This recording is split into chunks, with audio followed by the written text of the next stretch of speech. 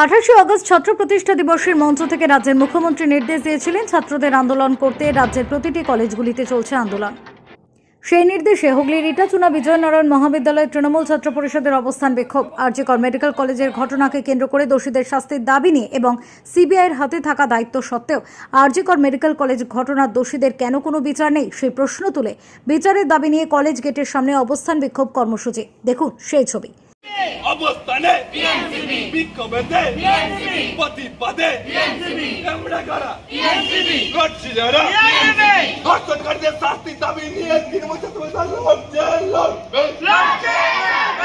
Justice for RG Kar এই দাবি নিয়ে তৃণমূল ছাত্র লড়ছে we want justice we want justice RG Kar medical কলেজকে নিয়ে যে নৃশংসভাবে একটা ডাক্তারকে খুন করা হয়েছিল সেই বিষয় নিয়ে আজকে আমাদের প্রতিবাদ মিছিল এবং অবস্থান বিক্ষোভ ছিল। 28-এর মঞ্চ থেকে আমাদের মাননীয় মুখ্যমন্ত্রী মমতা বন্দ্যোপাধ্যায় ছাত্র সমাজকে নির্দেশ দিয়েছিল যে তোমরা এর তীব্র থেকে তীব্রতম প্রতিবাদ করো এবং যাতে সিবিআই খুব তাড়াতাড়ি এই বিষয়টা সলভ করে এবং এর বিচার করে সেটা নিয়ে আমরা ছাত্র সমাজ মমতা বন্দ্যোপাধ্যায়ের নির্দেশে এবং হুগলি জেলা তৃণমূল ছাত্র পরিষদ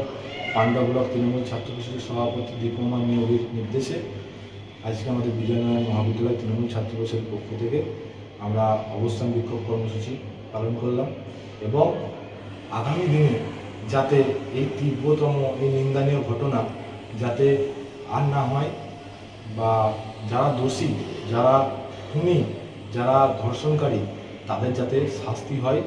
সেই বিষয় নিয়ে এবং সিবিআই এতদিন হয়ে গেল সেই বিষয়টা নিয়ে এখনও চুপচাপ কেন নীরব কেন সেই বিষয় নিয়ে সিবিআইয়ের বিপক্ষে এবং কেন্দ্রীয় তদন্তকারী সংস্থার বিপক্ষে আমাদের এই লড়াই জারি থাকবে। তৃণমূল ছাত্র পরিষদ সর্বদা ছাত্রছাত্রীদের পাশে এবং ভাই বোনদের পাশে সবসময় আছে থাকবে। আর আগামী দিনে যদি এই আরজিকর মেডিকেল কলেজের ডাক্তারের যে মহিলা ডাক্তারের ধর্ষণ বা হত্যাকাণ্ডের প্রতিবাদ সিবিআই না করে আমরা আরও তীব্র থেকে তীব্রতম আন্দোলনের সম্মুখীন হব এবং আমরা কন্যান থেকে পাপ্পু রিপোর্ট, রিপাবলিক নিউজ।